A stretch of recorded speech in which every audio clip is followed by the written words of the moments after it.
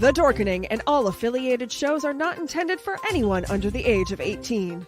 The following may contain discussions or scenes that have adult situations, graphic violence, nudity, strong sexual content, and graphic language. This show is intended for mature audiences only. Viewer discretion is advised. Rise and shine, my sinners. When Father Evil starts his day, he gets a little deadly. Deadly Grounds coffee has the richest, smoothest flavor you'll find anywhere. It's sinfully delicious. Once you go deadly, you never go back. Order yours at getdeadly.com. Coffee's so good, it's scary.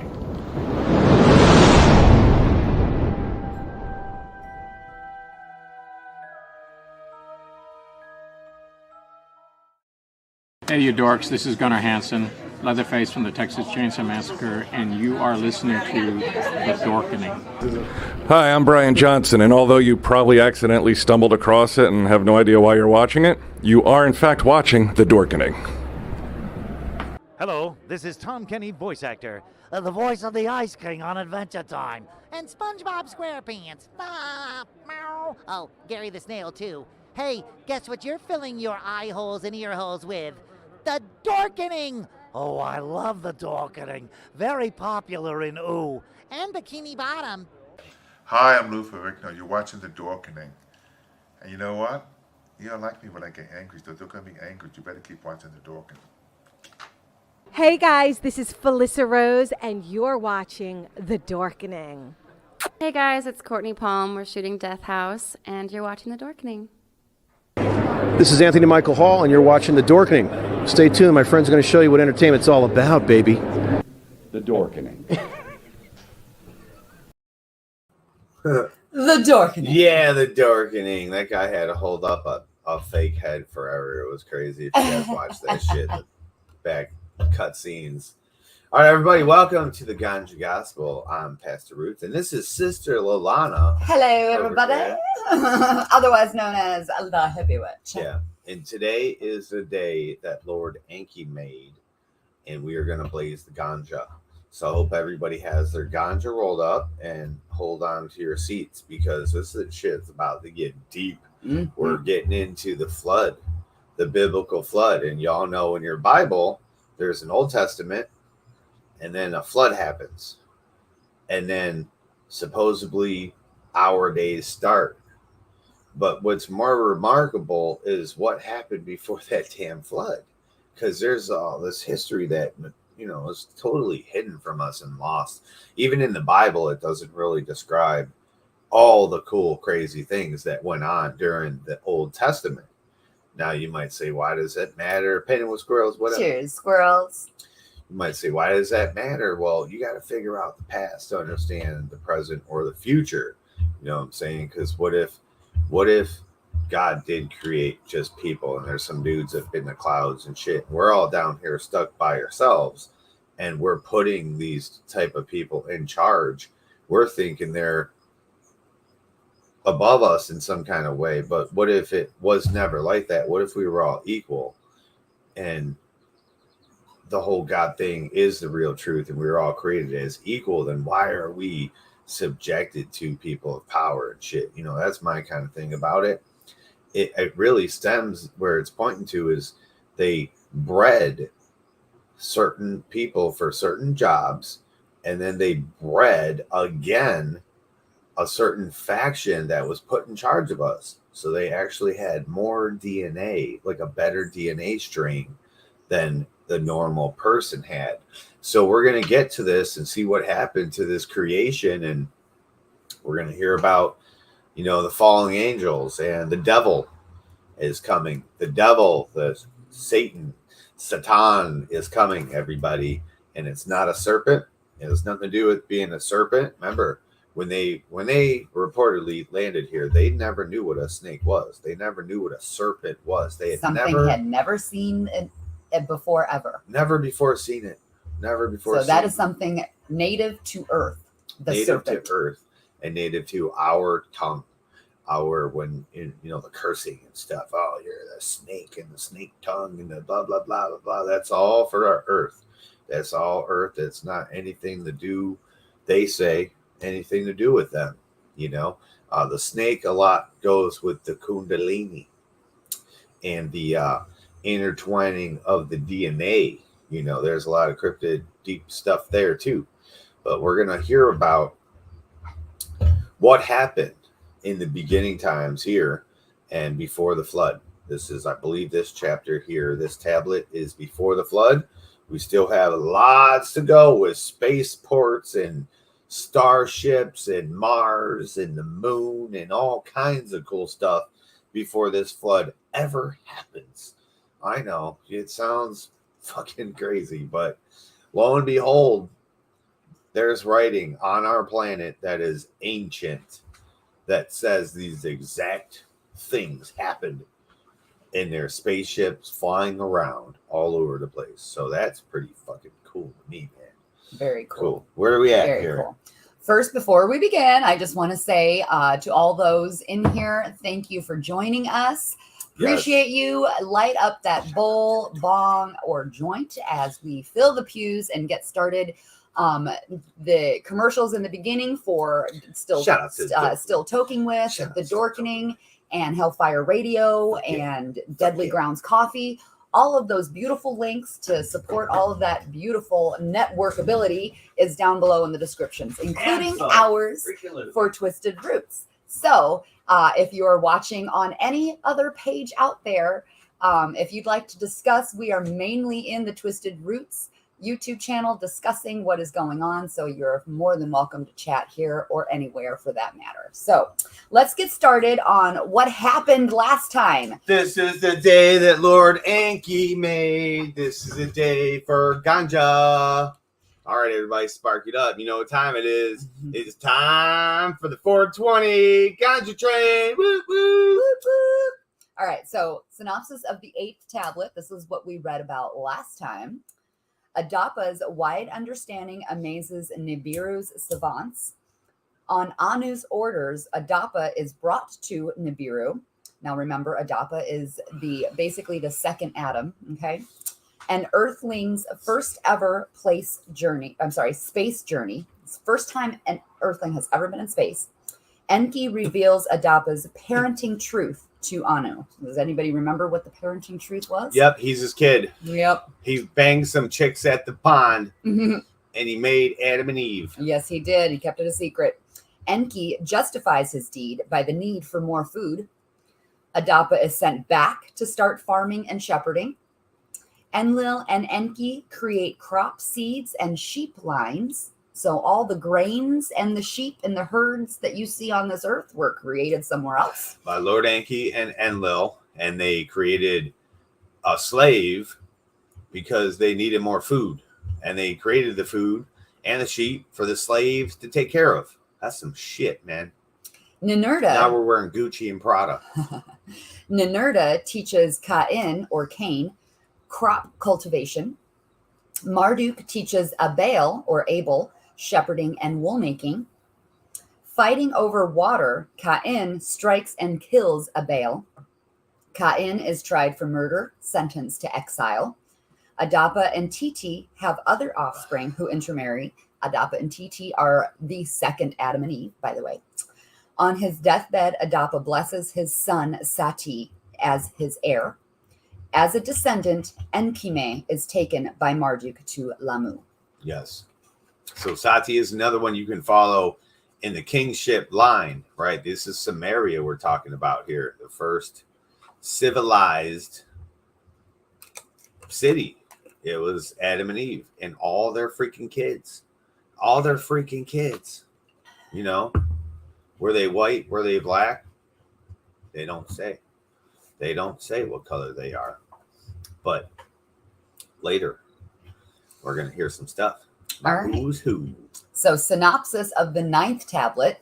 What are we gonna learn about today? Mankind. Where did Caucasian come from? Mankind proliferates. Adapa's line serves as royalty. Oh. Defying Enlil, Marduk espouses an Earthling female. Now I heard that, right? Now you hear that, right? So Enlil, real quick, I'm just going to interject. Enlil is the master of the command, the crowned prince to take over kingship on Nibiru. Okay. Marduk is Enki's son. So the Lord of Earth, his son, who was promised by Lord Enki to one day rule the earth, it's not looking this way because Lord Enlil keeps having kids on earth that are going to, go above him and beyond. And then he's promised the moon for some reason. And then to defy them all, he marries the creation. Okay. Now this just, you heard what I said. He marries the creation. Mary, right? Just watch. You're going to hear it all unfold. Defying Enlil, Marduk espouses an earthling female. Celestial disturbances and climate changes affect Lamu. The Igigi descend to earth, seize earthling females as wives. The promiscuous Enki begets a human son, Zisudra.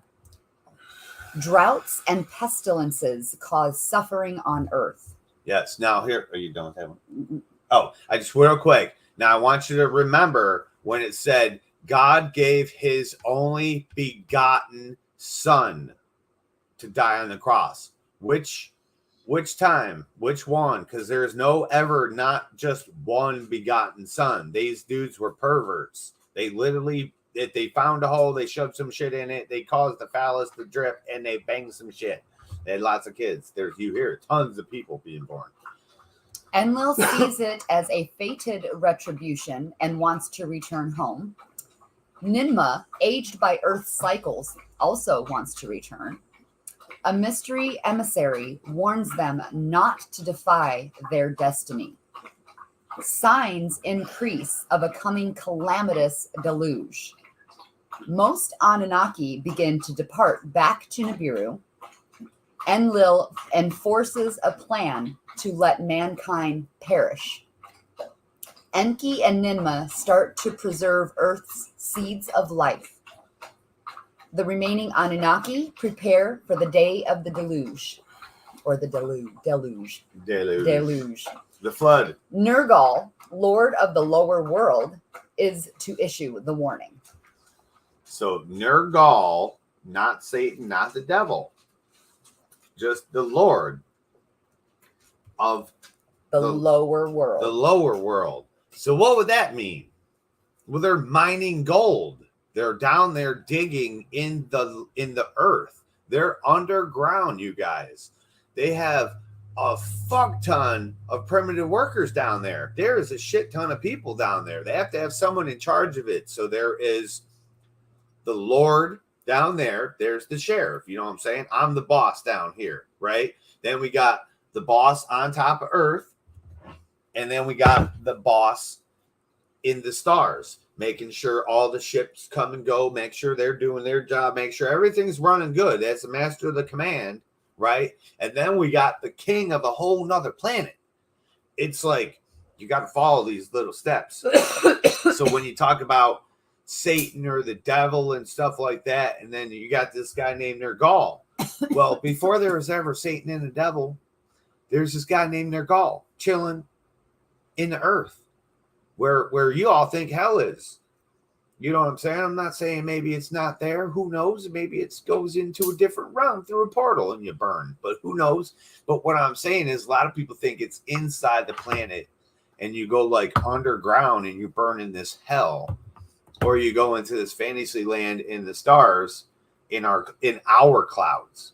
Like that to me just sounds like fantasy, to join the stars and become the one light is more like how I feel. I know this to be true. See, so it's just interesting that all of our society, all of our religion was always based on what they said was these truths. And as you're reading it here and listening to Sister Lalana speak here and read, it seems more like military to me. Everyone's got their duty station. Everyone's got their place to be.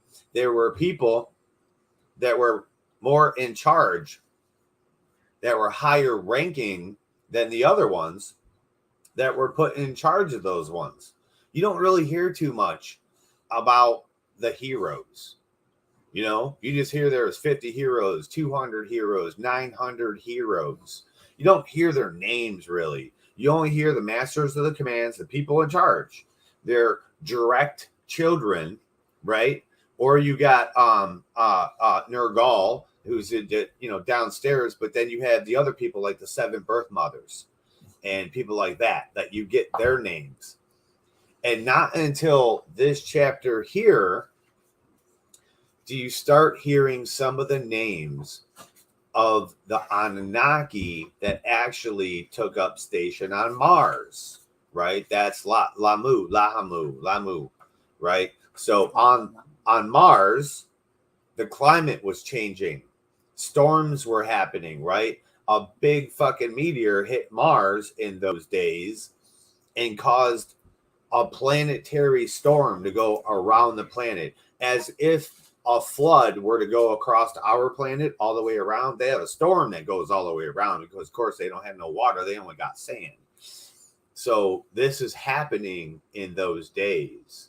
And remember from the previous chapters, we heard all these dudes coming from Mars. They're like, yo, why can't we have a station here on Earth for when we're waiting? Why do we got to sit at this dock and we only get to smell the air? We get to see birds flying, but we don't get to go and swim in the lake. We don't get to go eat nothing here. This is bullshit, man. We want to have something here. So this happens. This is what's about to take place.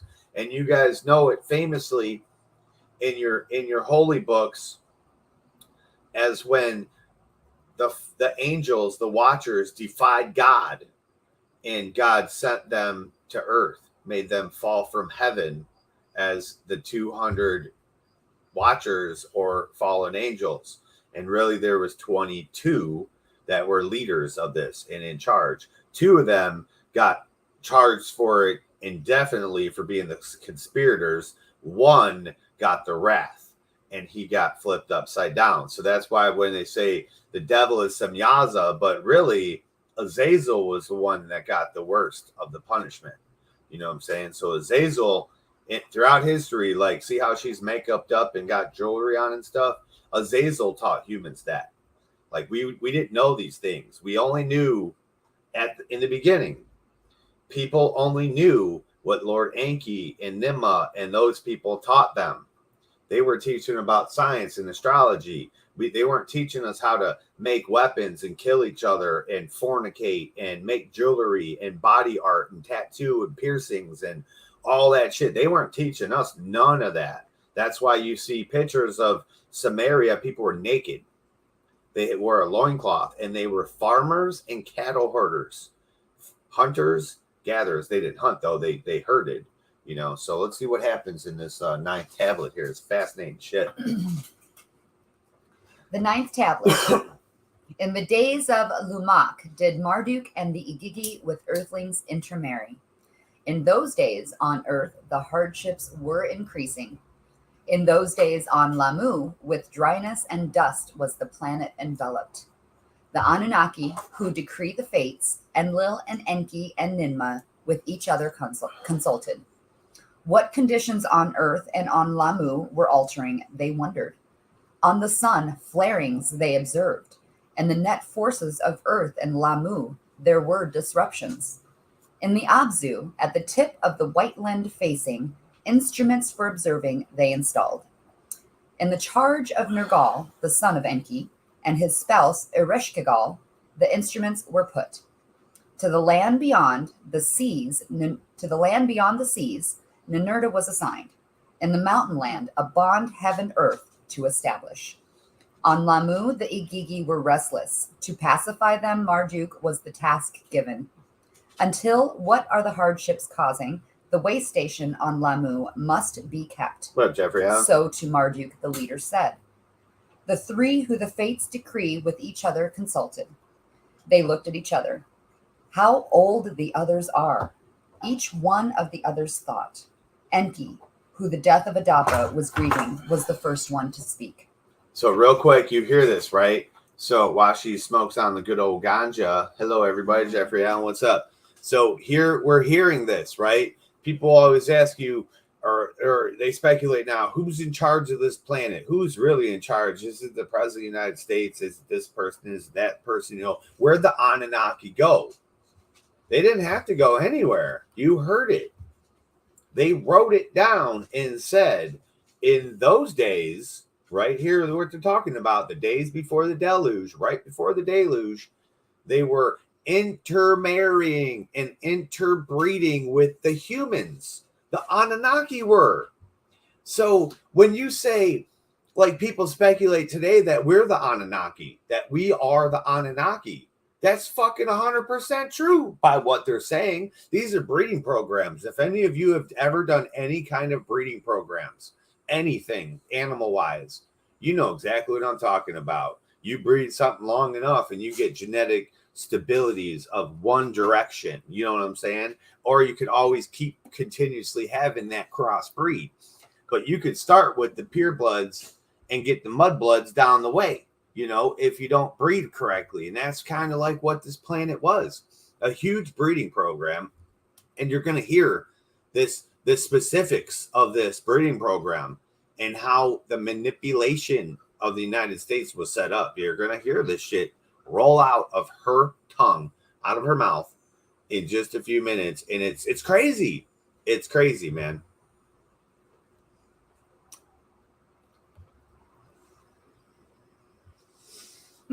Yeah. We are the gods. That's what it is. That's my whole thing. I always say, who's God? Where did God go? We are the gods. They interbred with us. Now you can track the wars throughout history. The wars were set on populations, like countries. These countries, we're going to point this out, that these countries is where each Anunnaki took their me formulas and go, boom, I'm going to start a settlement here. I'm going to make people. And throughout time, what they did was they decided not to fight each other. There was never again, after this one war, never again would there ever be Anunnaki on Anunnaki wars. They used the humans like little army guys or little G.I. Joe guys, right? Like we do playing games. They used the humans as their weapon. So they did build a huge ass army and they'd build a huge ass army and you go to war. It'd be like me and Jeffrey Allen. We got a dispute against each other. And I'm like, all right, raise your army. I'm going to raise my army. And whoever wins, that causes our dispute to be finished. If I lose, I follow whatever you say. If I win, you follow what I say.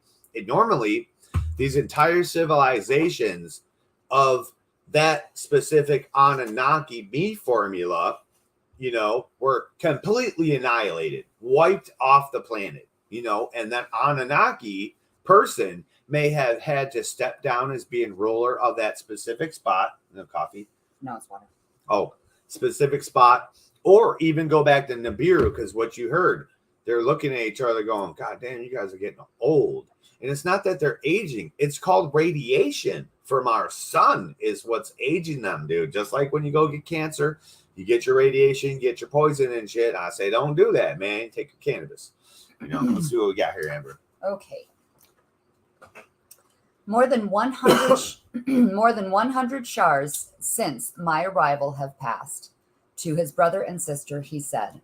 Now remember, this is the three who rule, basically, the rulers. This is Enlil, Enki, and Ninmah talking. Brothers and sisters. I was then a dashing leader. Now bearded, tired, and old I am. An enthusiastic hero I was. For command and adventure ready, Enlil then said. Now I have children who have children, all on earth born. Old on earth we became, but those on earth born are even older sooner. So did Enlil to his brother and sister ruefully say. As for me, an old sheep they call me. So did Ninmah wistfully say. While the others have been coming and going, turns on earth to serve taking. We the leaders have stayed and stayed. Perchance it is time to leave, so did Enlil say. Of that did I often wonder, to them Enki was saying, each time one of us three to visit Nibiru wished. Word from Nibiru always our coming thereto prevented. Of that I too did wonder, Enlil was saying. Is it a thing on Nibiru, a thing on earth? Perchance the life cycles that differ it concerns, so was Ninmah saying. To watch and see what transpires, the three leaders decided. At that time fate, or was it destiny? And in its hands the matters took. For it came to pass that soon thereafter Marduk to his father Enki came. A matter of gravity with his father Enki to discuss he wished. Upon the earth the three sons of Enlil's spouses have chosen. Ninurta Ba'u of Anu a young daughter has espoused. Nanar has chosen Ningal. Ishkur Shala has taken. By Nergal, your son Erishkigal of Enlil, a granddaughter, as a spouse was taken. By threats to kill her, her consent from her was extracted. To await my espousal, being your firstborn, Nergal did not await. The other four in deference my espousal are waiting. A bride I wish to choose, to have a spouse, it is my desire. So did Marduk to his father Enki say. Your words happy make me, Enki to Marduk was saying. Your mother too shall rejoice. To hold his words to Ninki, Marduk with a raised hand to his father mentioned. Is she one of the young ones who heal and succor give? Enki went on to ask. A descendant of Adapa she is, of earth, not Nibiru she is. Marduk softly whispered. With a puzzled look, Enki was speechless. Then uncontrolled words he shouted. A prince of Nibiru, a firstborn to succession entitled an earthling, will espouse? Not an earthling, but your own offspring, to him Marduk said. A daughter of Enkime, who to heaven was taken she is. Sarpanit is her name. Enki, his spouse Ninki, summoned. To her what with Marduk transpired, he related. To Ninki, his mother, Marduk, his heart's desire, repeated and said. With Enkime, when Enkime with me was journeying, and of heaven and earth him I was teaching. What my father once had said, I with my own eyes witnessed. Step by step on this planet, a primitive being, one like us to be, we have created. In our image and in our likeness, civilized earthling is, except for the long life, he is we. A daughter of Enkime, my fancy caught. Her to espouse I wish. Ninki, her son's words pondered, and the maiden. Does she your gaze appreciate? So did she, Marduk ask.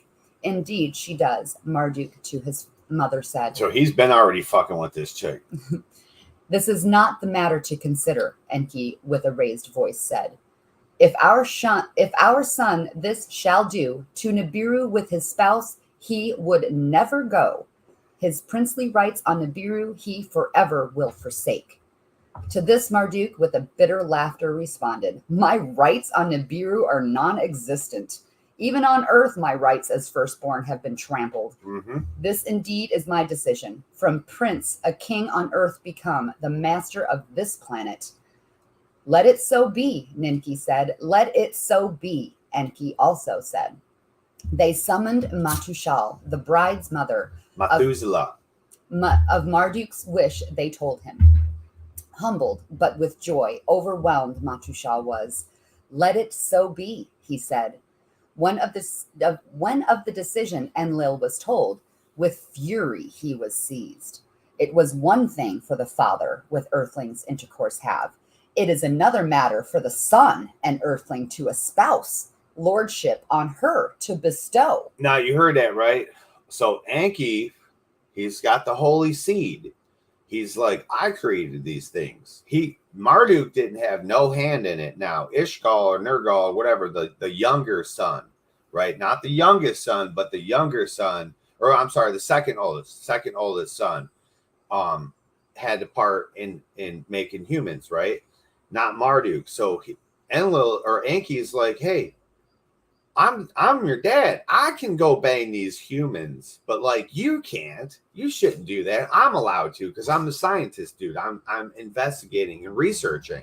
Like that's what I'm doing for this. I'm making tools. Like you can't go do this for pleasure and love. I'm doing this for fucking science in our world. You know, their Our mission, future, their our mission, yeah, ongoing. So he's trying to tell this to his son, and his son's like, but they are us, except for they just don't live long. Like we literally were them, and if they were different than us in those times, they are exactly to this day. If you were to look at them, if they were on this planet and lived here on this planet, you would not be able to tell them apart from us. I promise you that. This is what it's saying. They were exactly like us. The longer they stayed on our planet, the older they got. So your white man, white skin, blue eyes, the white beard in the white robe, that's the truth. That's how the radiation turned them into that. It bleached their skin. It made their eyes blue if they weren't. Their beards got white. Everything we go through, even black people, when they go blind, their eyes turn blue. You know what I'm saying? I'm just saying they go gray, but there's melanated people that have blue eyes. You know what I'm saying? I'm not saying that everyone had to be dark skinned and black eyes and black hair. There could have been blue-eyed brown people with blonde hair. And that genetic code would spit out a Caucasian here or there.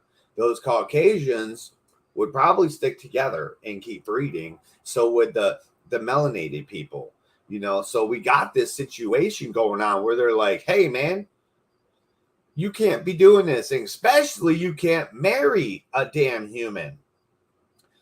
So we got a situation here, you know. Marduk's like, yo, I'm never gonna be prince anywhere else, dude.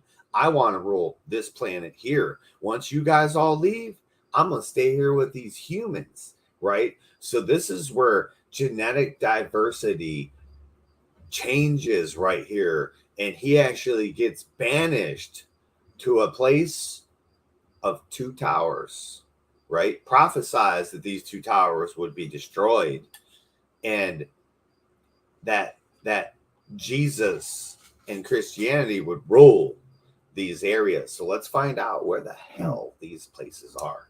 When Ninmah of the matter was told, greatly disappointed she was.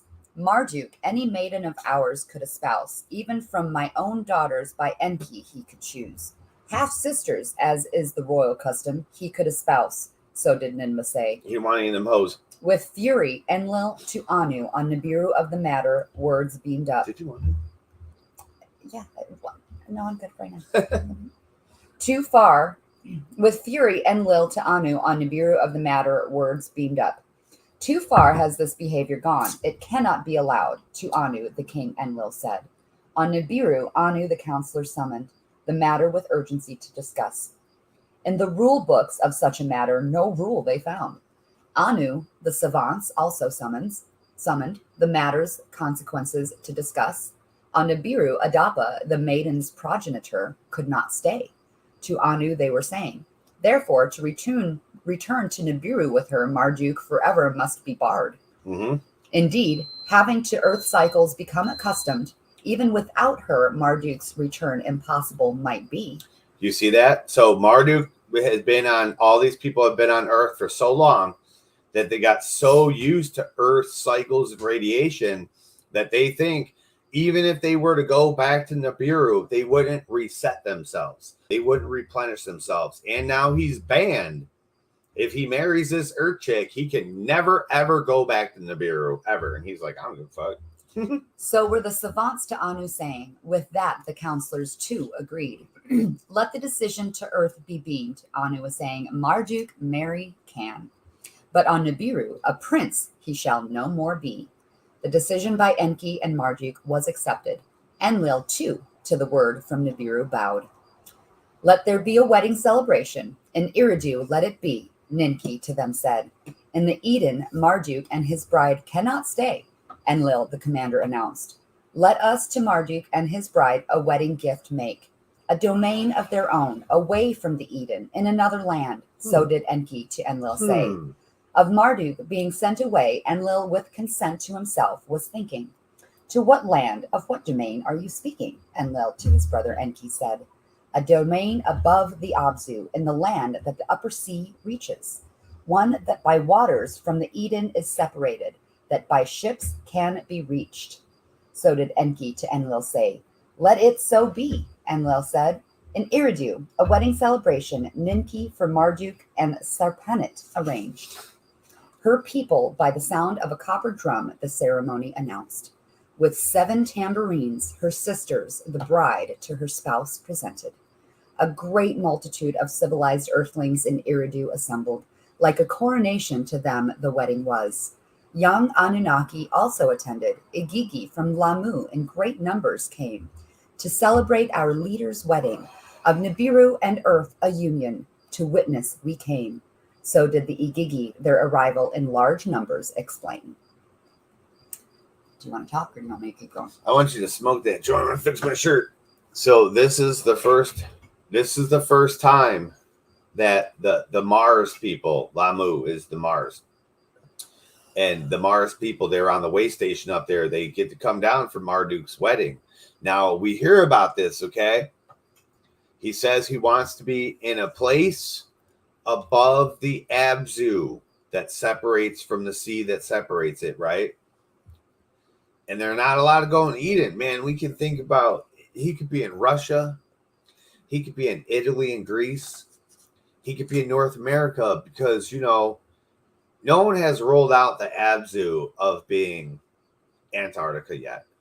Antarctica was in temperate zones at the time. North America was not. North and South America, well, maybe South America might have been in temperate zones, but North America was under an ice age at that time. The top and the bottom of the planets were frozen.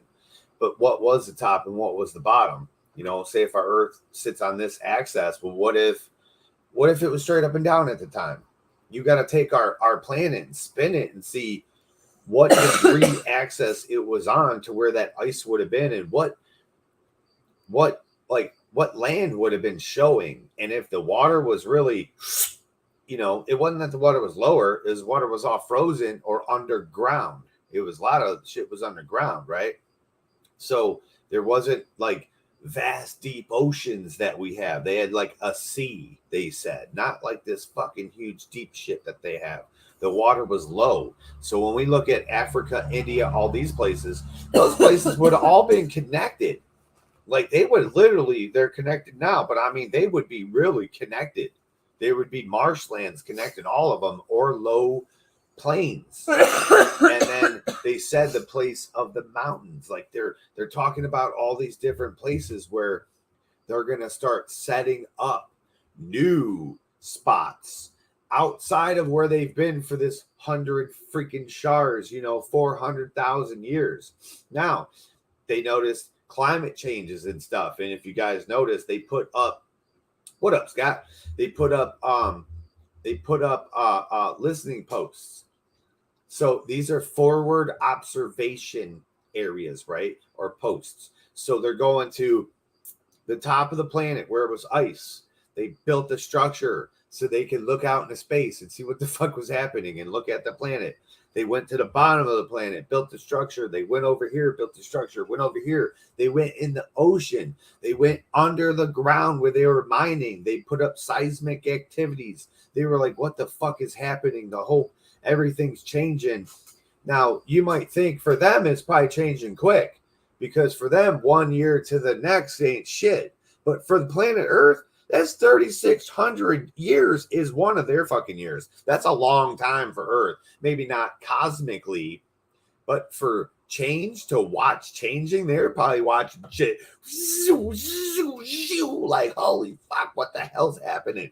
Let's see what's happening here, baby. So I actually have a theory, and I don't know if it makes any sense or not, but you smoke on this while you're telling your theory. When he says, to what land of what domain are you speaking? Enlil to his brother Enki said, a domain above the Abzu in a land that the upper sea reaches, one that by waters from the Eden is separated, Now, that little spot might just totally throw my theory out of the water, so to speak, that by ships can be reached. What if it is something that is in the sky? It is separated above the clouds, above those waters in the upper sea. That's the upper sea.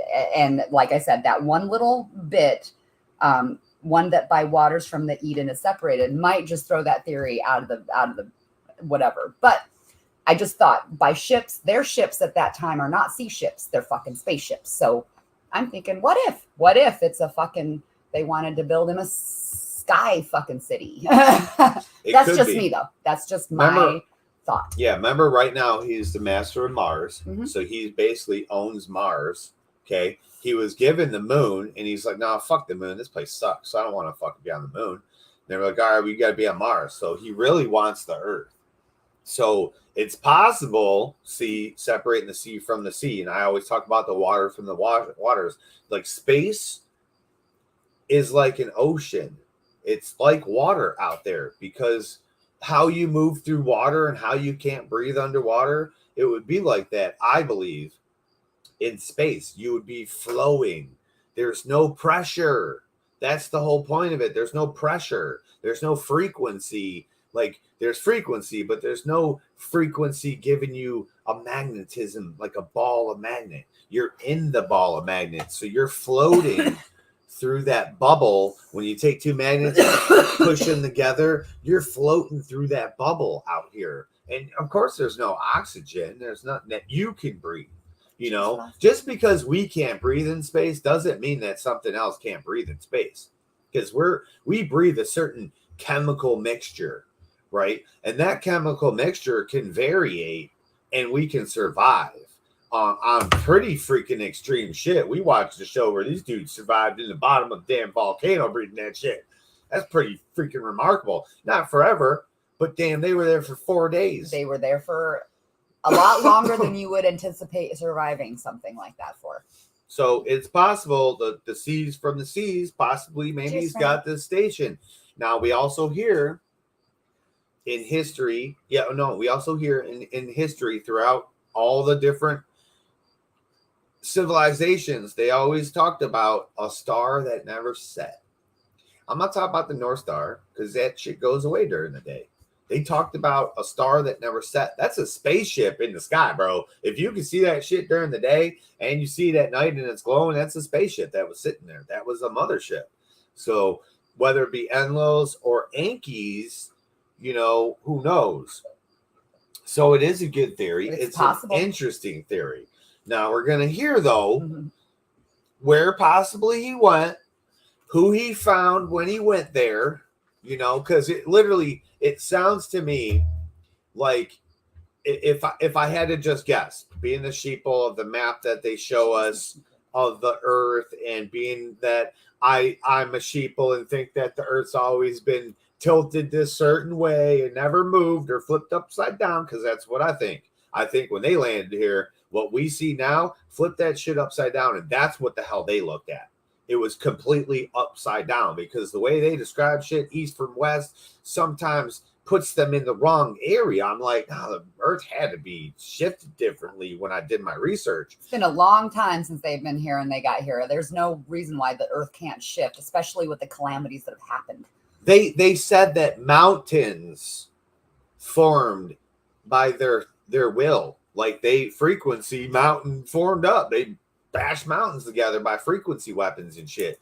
But here's the thing. So if I was just the sheeple looking at it, I would say Eden's this whole huge area right in Saudi Arabia area, Iraq, Iran, you know, that's this whole area. It's a huge 10,000 square foot mile area. Square mile, not square foot mile. That doesn't make no sense. So here's the thing. So if it was above the Eden, so separated by the sea, where the North Sea is reachable, and it's all reachable by ship, right? I would think, being a sheeple, that would be Italy. That they were going to France. France is down here. They're going to Italy. No, it isn't. It's up there, isn't it? No, they're going, Italy and all those places up there. You know, they're becoming those people up there, like Troy, like that. That's what I would think. But see, I don't think the Abzu necessarily is Africa. You know what I'm saying? Because how they depict it, they say that the Abzu was separated from the Eden by an ocean, by water. They couldn't just walk there.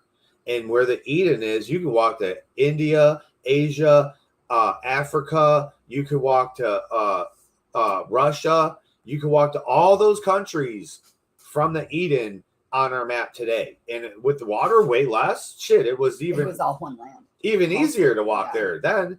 So there's only a couple places. There's Antarctica. There's North and South America. There's a couple islands up there, but those probably would have been connected, actually. Ireland and England and all that fucking shit up there. Iceland, that probably was all one big landmass, but underwater or under ice. You see? Or maybe not. Maybe it was twisted. Maybe our conceptions of where the Eden is only based on our sheeple perception of this map they're showing us. And we're not really thinking about ancient times and what it looked like. Like in the 1500s, they showed Antarctica ice-free. That's not too long ago, bro. It's not too long ago. You know what I'm saying? So, and there was giants there and dragons. So what if, well, maybe the Abzu was Australia. Maybe the Abzu was Antarctica. Really, they call it the land of the mountains. There's 7 mountains there. There is a mountain there that was pure silver, like they called it pure silver, but I think it was either tin or aluminum. Whatever one that you don't need another metal to make, I think it's aluminum. One of the two. But this mountain was pure that, and supposedly that's where they locked the fallen angels and the 7 demon angels when the archangels buried them. It supposedly is in there. It supposedly is in Antarctica. And if that would be true, that's the Abzu then. That's the underworld. That's where the fucking Nergal is and the Kegel bitch that's coming up. Because, you know, the leader of hell isn't Satan. It's not the devil. It's a chick called Ishgur Kegel or something. She does Kegels all day, bro. She got big ass titties sitting on a throne with fucking whips and chains, you know, all that. What is that called? That dominatrix shit comes from her, baby. We're going to see this shit. Watch. Here we go. Now, this is the account of how the Igigi, the daughters of the earthlings, abducted. Yeah, fallen angels, baby. Here we go. Giants begetteth. And how afflictions followed, and Zasudra, oddly, was born. In a great number did the Igigi from Lamu to earth come. Only 1/3 of them on Lamu stayed. To earth came 200. So there was 400 on Mars, I think 600 or 400, and 200 came to earth. It says 1/3 of them on Lamu stayed. To earth came 200. So 200 is 3/4 of the full number of them. Yeah, I think there was 900 total or something like that. To be with their leader Marduk, his wedding celebration to attend was their explanation. Unbeknownst to Enki and Enlil was their secret. To abduct and have conjugation was their plot. Yep. Unbeknownst to the leaders on earth, a multitude of the Igigi on Lamu got together. What to Marduk permitted is from us too should not be deprived to each other, they said. Enough of suffering and loneliness, of not offspring ever having, was their slogan. During their comings and goings between Lamu and earth, the daughters of the earthlings, the Adapite females, as them they called. So that's the daughters of Adam and Eve, okay? Not the primitive workers. This is the second slave generation of workers, okay? Then they came down. They're like, Marduk went up to Mars like, yo, I got me a wife. They said it was cool. They're like, what? Oh, you about to go get us human wives too, man. Remember, they've been on Mars this whole time with no Bude, no Punani at all. No women on Mars, bro. Go ahead, baby. During their comings and goings between Lamu and earth, the daughters of the earthlings, the Adapite females, as them they called, they saw, and after them they lusted, and to each other the plotters said, Come, let us choose wives from among the Adapite females, and children beget. One among them, Shamgaz, his name was, their leader became. Even if none of you agrees, I alone the deed shall do, to the others he said. If a penalty for this sin shall be imposed, I alone for all of you shall it bear. One by one, others in the plot joined together. By an oath together to do it, they swore. By the time of Marduk's wedding, 200 of them on the landing place descended. Upon the great platform in the Cedar Mountains they came down. From there to Eridu they journeyed. Among the toiling earthlings they passed. Together with the earthling throng in Eridu they arrived. After the wedding ceremony of Marduk and Serpanit had taken place, by a signal prearranged, Shamgaz to the others assigned gave. An earthling maiden, each one of the Igigi seized. Whether they had a husband or not. By force they them abducted. To the landing place in the Cedar Mountains, the Igigi with the females went. Into a stronghold, the place they made. To the leaders a challenge they issued. Enough of deprivation and not having offspring. The Adapite daughters to marry we wish. Your blessing to this you must give, else by fire all on earth destroy we will. Whoa. Alarmed the leaders were of Marduk, the Igigi commander, charged to take, they demanded. It's just like this fucking show we're watching, babe. Yeah. If in the matter I a solution must seek, with the Igigi my heart in agreement is. So did Marduk to the others say, what I have done from them cannot be deprived. Enki and Ninmah their heads shook, with begrudging agreement they voiced. Only Enlil was enraged without pacification. One evil deed by another has been followed. Fornication from Enki and Marduk the Igigi have adopted. Our pride and sacred mission to the winds have been abandoned.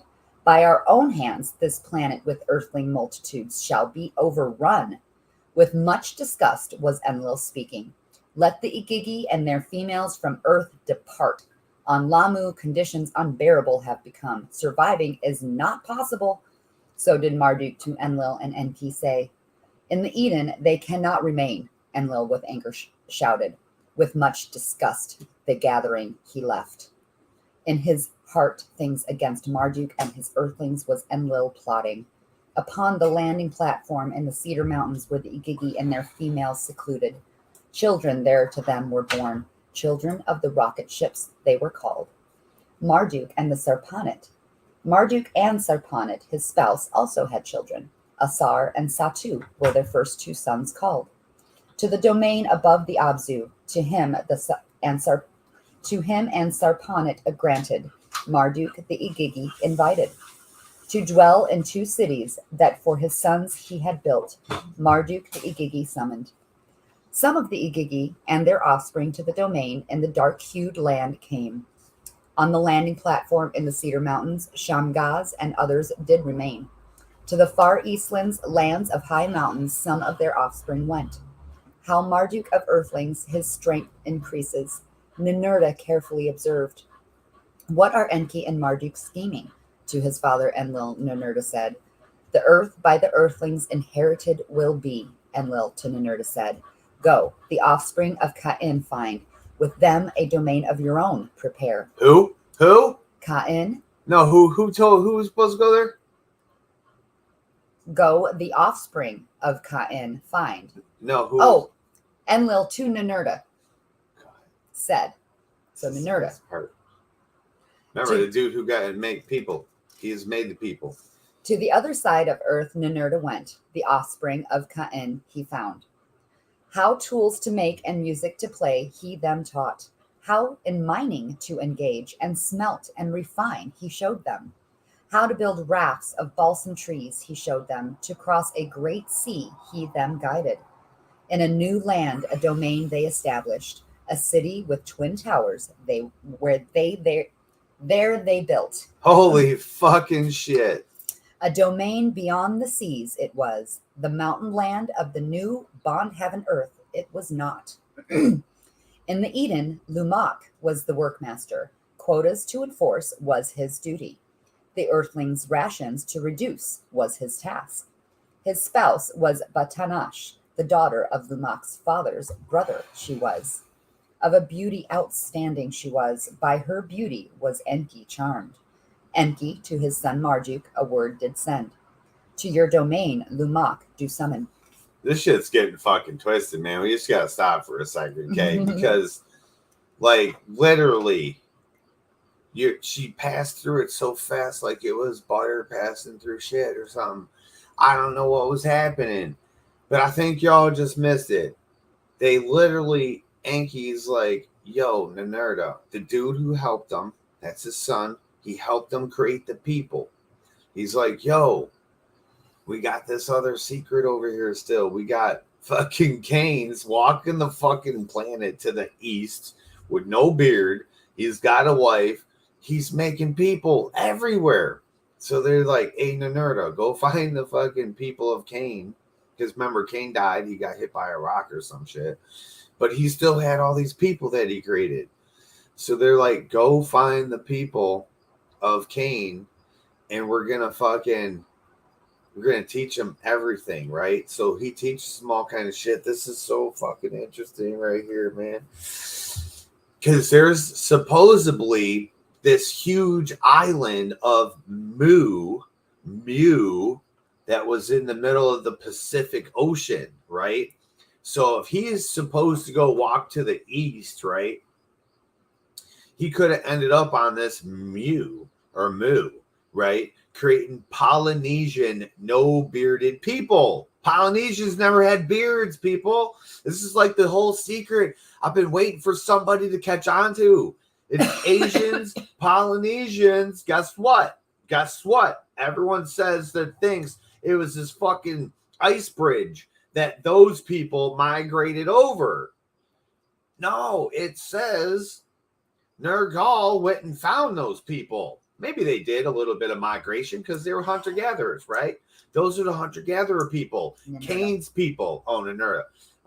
So Ninurta goes, finds these people, civilizes these people, teaches them how to build a big-ass boat and cross a fucking huge ocean to come to new lands, right? Where they build 2 towers. It's a land of 2 towers. Holy fucking shit. North America. This is the fucking craziest shit you ever heard in your life. I know. And we're going to go deeper on this right here because these people are important and they're you know, we colonized these people and killed everybody. And it's an atrocity if we lose this actual bloodline on this planet because this shit's powerful. Check this out. How by earthlings a city to build, there them teach. And when Lumak to the domain of Marduk was summoned, to the household of Ninmah in Shurubak, the haven city, his spouse Batanash he brought. From the angry earthling, masses protected and safe to be. Thereafter, Enki, his sister Ninmah, in Shurubak, was quick to visit.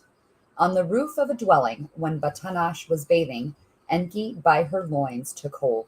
He kissed her, his semen into her womb he poured. With a child Batanash was, her belly was truly swelling. To Lumak from Shurubak word was sent. To the Eden return, a son you have.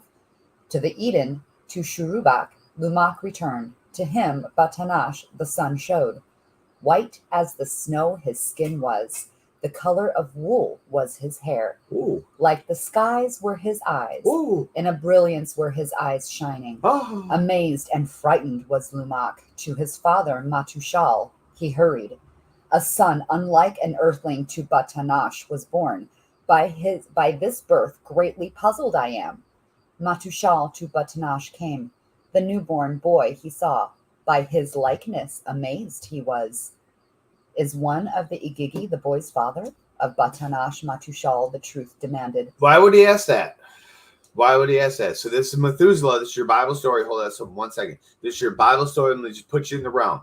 This is your Bible story of Methuselah, and the chick goes out. Her husband's out shepherding sheep. He's been gone for 8 months.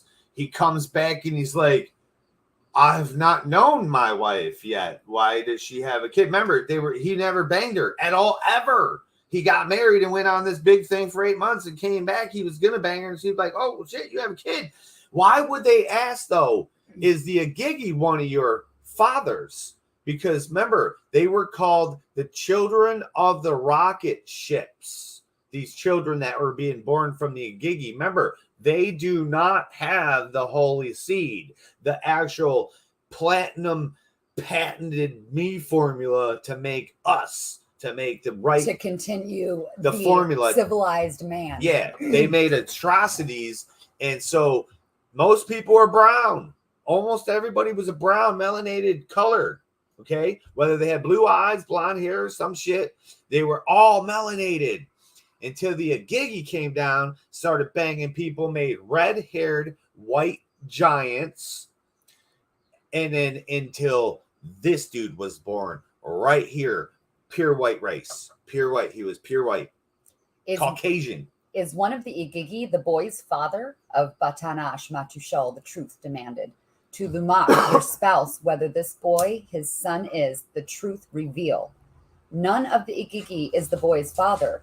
Of this upon my life I swear. So did Batanash him answer.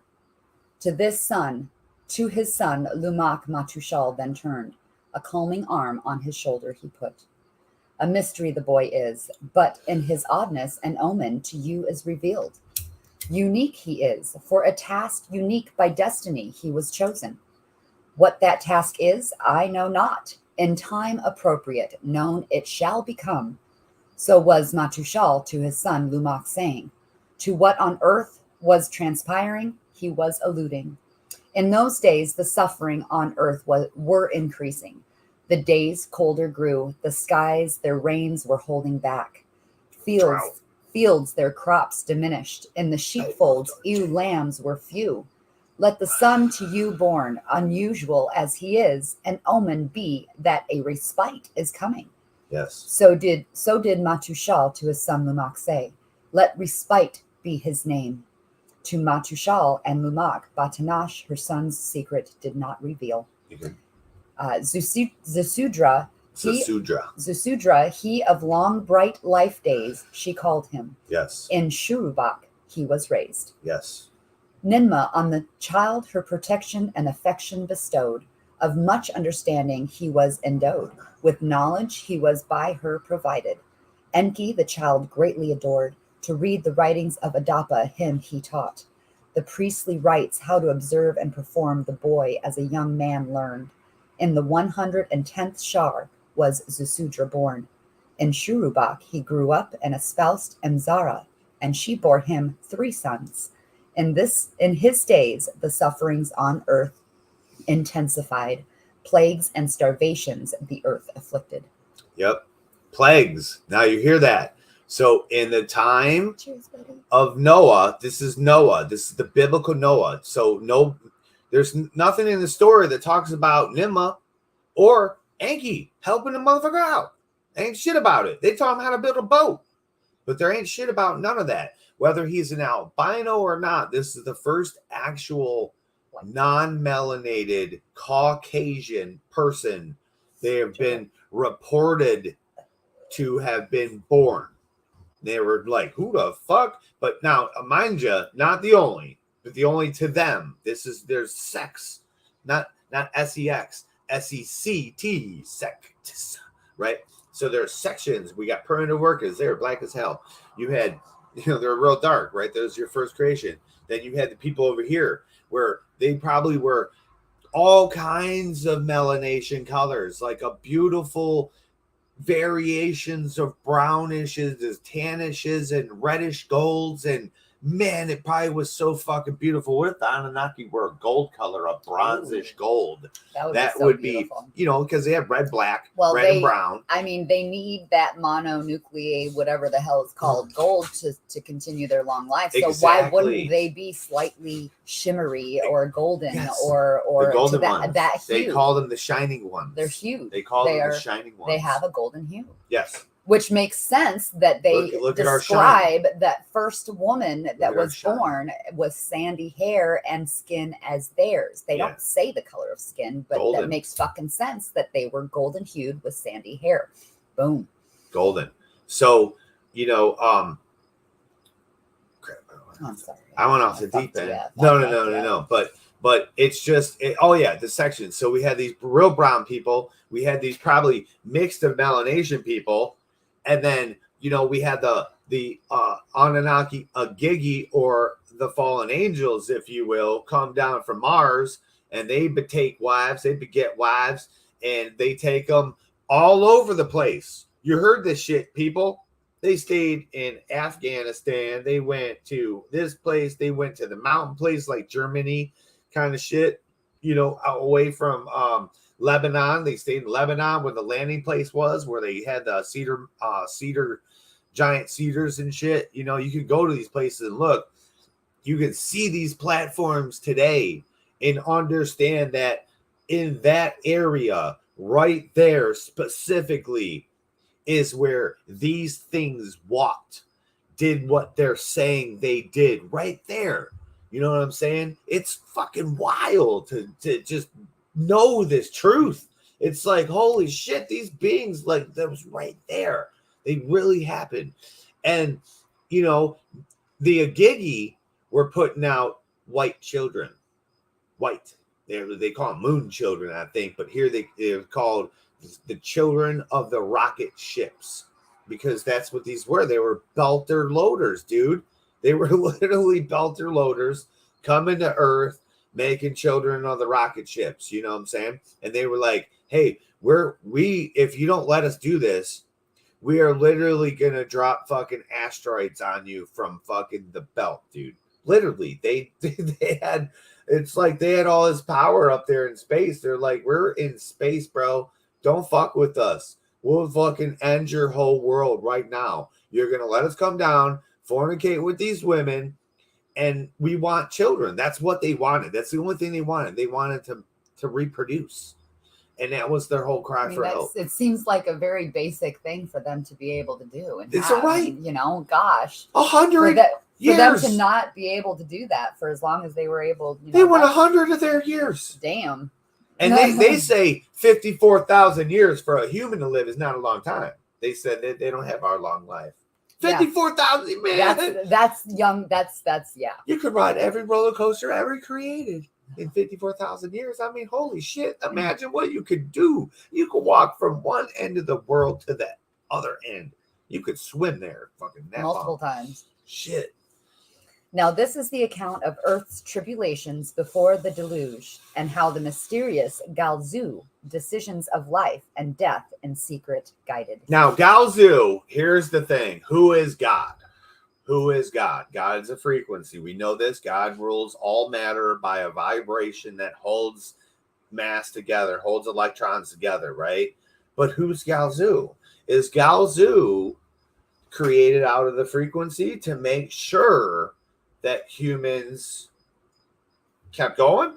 Or was this just your secret little scientist dude that had a little conspiracy saying, hey, man, I got the money. I'm Elon Musk. I want this shit to happen. Yo, get it going, man. Because no one knows who the fuck this dude is. They don't know who the fuck he is. He just exists. Poof. They're like, I don't know. By the conjugations of Igigi and the earthling daughters was Enlil greatly disturbed. By Marduk's espousal of an earthling female, Enlil was much distraught. Enlil. In his eyes, the Anunnaki mission to Earth had become perverted. Perverted. To him, the howling, shouting earthling masses on I can't say this word very well. What is it? Anathema became oppressive. The pronouncements of the earthlings have become. The conjugations of sleep deprive me. So did Enlil to the other leaders say. So they're banging so many times. They're literally having so much sex, like animalistic, roaring fucking sex, that it is keeping Enlil awake in his spaceship, bro. In the days of Zusudra, plagues and pestilences the earth afflicted. Aches, dizziness, chills, fevers, the earthlings overwhelmed. People are getting sick. Let us, the earthlings, curing teach how themselves to remedy to learn. Salves. So did Ninmah say. Salves. This by decree I forbid, Enlil to her pleas retorted. God forbid it. In the lands whereto the earthlings have spread, waters from their sources did not rise. The earth shut its womb, vegetation did not sprout. Let us the earthlings pond and canal building teach. Let them from the seas fish and sustenance obtain. So did Enki to other leaders say. So their freshwater springs that sprouted up across the lands dried up. They stopped sprouting up water, so no, they couldn't get any vegetables and shit. This by decree Drought. This by decree I forbid, Enlil to Enki said. Let the earthlings by hunger and pestilence perish. For one shar, the earthlings ate the grasses of the fields. For the second shar, the third shar, the vengeance of Enlil they suffer. Hold on 1 second. Let me get this. Three shars. Hold on 1 second. 1 second. Because this is crazy. This is crazy. This is what we used to do. This is what we're all trying to get back to, because this is when we were the healthiest. So for 10,800 years, people ate grass and berries and leaves. No animals, because there wasn't none. In Shurubak, Zusudra's city, the suffering unbearable was becoming. To Iriju, Susudra of the earthlings, a spokesman journeyed. To the house of the Lord Enki he made his way. By the name of his Lord he called. For help and salvation to him he pleaded. Enki, by Enlil's decrees, was bound. In those days, the Anunnaki, for their own surviving, were concerned. So now you got a human coming to these Anunnaki and praying to them. Please help us, help us. Oh, please stop it. Just feed us. Do something. Like, it's crazy. In those days, their own rations were diminished. By Earth's changes, they themselves afflicted became. This is the Anunnaki were getting sick now. On Earth, as on Lamu, the seasons their regularity lost. Yep. For one shar, for two shars, from Nibiru, the heavenly circuits were studied. 7,200 years. Oddities in the planetary destinies from Nibiru were observed. On the sun's face, black spots were appearing. Oh. From its face, flames shot up. Sun flares. Kishar also was misbehaving. Its host, its footings lost. Dizzying were their circuits. Wow. The hammered bracelet was by unseen net forces pulled and pushed. For reasons unfathomed, the sun, its family, was upsetting. Yep. The destinies of the celestials by unsavory fates were overtaken. On Nibiru, the savants' alarms raised. In the public squares, the people gathered. The creator of all, to primordial days, the heavens is returning. Yep. Angry is the creator of all, voices from amongst the people shouted.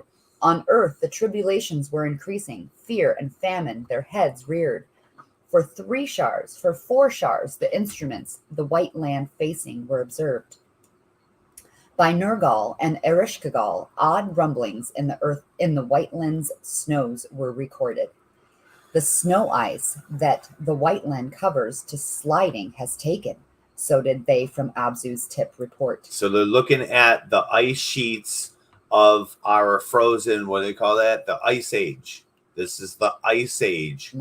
Melting and moving and splitting apart. In the land beyond the seas, Ninurta in his haven foretelling instruments established. So beyond the seas, wherever the hell that may be, man, it was North America. I honestly think it was South America. I truly think it was in South America at this point, at that point. Quakes and jitters at the earth's bottom with the instruments he noticed. An odd matter is afoot, so did Enlil to Anu on Nibiru words of alarm send. For the 5th shar, for the 6th shar, the phenomena gained strength. On Nibiru, the savants an alarm raised of calamities to the king they forewarnings gave. The next time Nibiru the sun shall be nearing, earth to Nibiru's net force exposed shall be. Oh shit! You guys understand what that says? Are you at the end of your sentence? Yeah. Okay. So normally they're on Nibiru, protected on their planet. They're going through the solar system. They never had to ever think about what their planet did to other planets or did to the fucking the bracelet, because we have periods of our time where we got belted with those damn rocks. It was from the Biru, always from the Biru, passing through too close, blasting through it, or them spraying through it to get their ships through. This is just how it was, right? It's this planet that's been doing it, but they never really realized it because they was always on a planet just doing this, wondering how we're gonna grow some weed next year and shit. We are them. Imagine we just live in a pyramid or some shit. We can fly in spaceships and we use crystals for every fucking thing. We are them on their planet. We're not knowing shit until we're on a different planet and we're like, hey, man, this planet was great for like 10 or 400,000 years. So, like, why is it all fucked up? It's real hot, man. Like, where's all the water at? We ain't got no food, right? Now, mind you, before any of this, nobody was eating no fucking people. There was no people eating. But, there was no sheep anymore. And so that was the big atrocity that I meant to say before, but I got thrown off, was we are animals of this planet. So to them, they took an animal out of the fucking forest. They did genetics to it and created it into a thing that could work with hands and just, understand. It could go yes and no. I understand, and go to work, and they could listen. So it was against everything to go have sex with that animal. It's an animal. You don't go sex with an animal. So that was the whole, like, oh my God, that's a human. Beasts of the field. That's what it means. That's the old definition of human. Beasts of the field. That's what they thought of us. So that was what they were like, hey, man, that's fucked up shit. So they're looking at all this fucking shit. Nibiru is coming close, and that's when they notice, like, oh, shit. This time, Nibiru, because, Nibiru is going, every time they say one shar, Nibiru has gone past our sun and gone back around. Gone past sun, gone back around. That's one shar for them. Yeah. But so for us, it's 3,600 years. But what I mean is the Earth has never been anywhere near that passing ever. Never in all of that time, right? Never. Until they notice some shit happening on the planet. They're like, oh, we got to observe all the shit, see what's happening. And they're like, what is that in the sky? They're like, that's the Nibiru coming right at us. Holy shit. This has never happened before. We're going to be exposed to the net pull of a fucking sun. The net pull is the net pull of a sun. It matches the net pull of our sun. They intermingle with each other when they get too close and change each other's fucking frequencies. This shit is the most amazing ultra haces shit you can ever fucking realize, dude. And once you know this shit and know that these things here didn't know shit was coming. They weren't all knowing. They didn't know the past, present, and future because they were flesh, right? It wasn't. They were living their days just like we are now. They were flesh. Not until I believe they learned how to ascend did they become true godly like, where they can just pop in anytime. They can be right here, right now, just chilling, and they could see past, present, and future. They could see her punch me in the face for some weird reason, but that you got it wrong. That could be in an altered reality, though. That it never happened here because we love each other. You know what I'm saying? But what else happened, baby? So the next time Nibiru, the sun shall be nearing, Earth to Nibiru's net force exposed shall be. Lamu in its circuits on the earth, on the sun's other side, shall a station make. Dude. Take. Let me read that again. Lamu in its circuits on the sun's other side, shall a station take. From the net force of Nibiru, Earth in the heavens protection shall not have. Kishar and its host agitated shall be. Lahamu shall also shake and wobble. Kishar is Jupiter.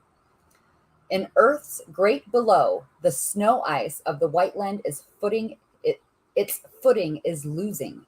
The next time Nibiru, the closest to Earth, shall approach, the snow ice off the white land surface shall come a sliding. Boom. So there is the end of our ice age right there. They wrote about this as a planet going by. Now, one thing I just want to add before we talk about this, we hear about it. I've seen tons of videos. It's not a flare. It could be Photoshop. I always say everything, if you don't see with your real eyes, it's movie magic. I have never seen two suns in the sky. I've seen videos of people that swear to God there's two suns. They're looking at two suns in those skies, right? Two actual balls. I say that's Nibiru. I've been saying for years that this was the time reported. I was like, actually, it's a little late. You know what I'm saying? Maybe it got bumped off course out there or something. Maybe they slowed down because they fixed their shit so good. They had so much gold on the damn solar, up in the atmosphere. They slowed down a bit. You never know. One shar might be longer now, or maybe our fucking cheapo math is wrong. Who knows? But I always have prophesized that this was the time Nibiru was going to come by. And looking it up, it turns out that it is. The age of Aquarius was when they were supposed to come back through. Just their planet, not them coming and visiting. They're here. They've been here the whole time. If they were to come back here and start true mission Earth, we would all be fucking slaves. All of us would be slaves. To your life. Say goodbye to your life. What if somewhere on this planet, though, mission Earth is still going? Underground, you don't know what shit is underground. If you ain't been in the military, you don't know none of these underground bases. All your conspiracy shits, they show you this little scratch of the surface, bro. You should know some shit if you're deep in, you know what I'm talking about, right? So, like, there could be a whole civilization of damn slaves underground mining gold. Literally, to this day, mining minerals and taking it to Nibiru. We have no idea, because guess what? These damn people had no idea there was a primitive worker race on the planet. I mean, what the fuck? It could be way deeper than all of us even know, and that's where the control could be coming from, and a lot of us are waking up. Whether a lot of us believe that we were star-seeded, I don't believe that, but or other souls from fallen Anunnaki or other beings that were here on this planet that have reincarnated or such into other beings like us as a human, because like people just have fucking knowledge for some weird reason, or memories that aren't theirs, memories of past lives. Literally, there are things they're unexplainable, and, it is, and you can't fault them or discredit them because of that. Like you just can't. It's weird. There's too much. Okay. A watery calamity it shall cause. By a huge wave, a deluge, the earth will be overwhelmed. On Nibiru, great was the consternation, uncertain about Nibiru's own fate.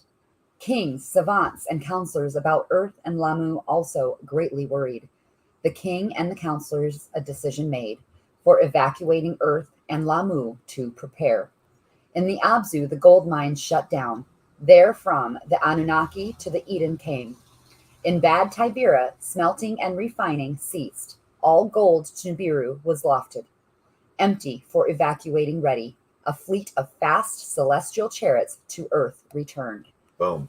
On Nibiru, the heavenly signs were watched. On Earth, the tremors recorded were. It was at that time that from one of the celestial chariots, a white-haired Anunnaki stepped off. Galzu, Great Knower, was his name. Wow. With steps majestic to Enlil his way he made. To him a sealed message from Anu he presented. If he came from Nibiru and he's a white-bearded dude, he's old as fuck. I'm talking about like he might as well be God. He might as well be God.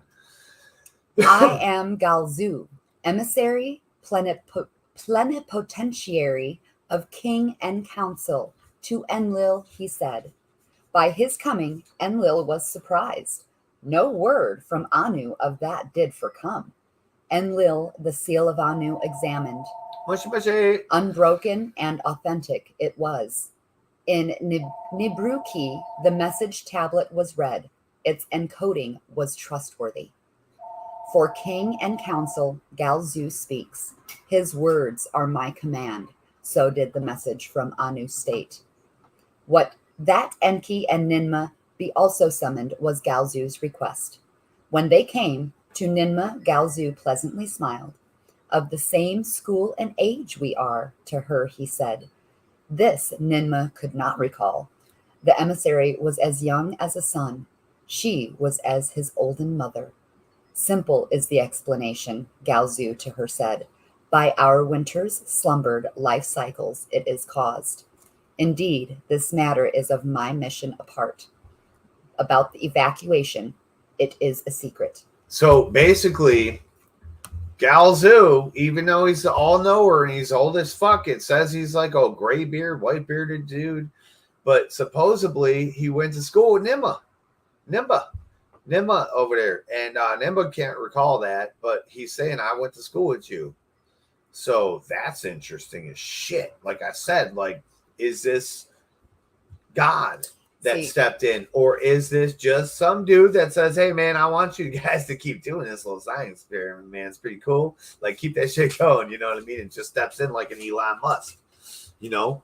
It does say white-haired. It doesn't say a beard, though. White-haired. So okay, so white-haired. White he could hair. have just white hair. Maybe just play with radiation too much. You know, like here's the thing, though. Like, the Anunnaki are saying that Mars, Lahamu, was uninhabitable. They're like, dude, that shit's terrible. Like, why does Elon Musk think that he can go there and fucking inhabit it? Like, I don't understand it. If they're saying that, dude, this place is not, we can't live here no more. They are a highly advanced race of fucking people. Like, they couldn't live there. How do we think we can go there and live? How, if they couldn't create atmosphere, how the fuck do we think we can? You know, that's just a weird situation. I think Mars is going to be a rock. It's going to be a rock that they're going to be wishing upon, you know. And then we got planet Earth over here about to go through a damn flood. This shit's wild. Ever since Dumuzi on Nibiru had stayed, returning Anunnaki on Nibiru examined were. Those who on Earth the longest stayed, by the returning harshly were afflicted. Their bodies to Nibiru's cycles were accustomed no longer. Their sleep was disturbed. Their eyesight was failing. The net force of Nibiru weighted their walk. So that's when they went back. When the first people when there, they've been here for a long time. They had to do experiments to figure out how long someone could stay here. You know, and they had to push to the limit. So some of the people that got pushed too far limit, they got fucked up when they got back to Nibiru. They were hurting. Some of them probably died. The longer they were here, the worse they were there. Their minds were also affected. Yep. As sons were older than the parents they had left. That's insane. Death, my comrades, to the returnees quickly came. Of that I am here a warning to give.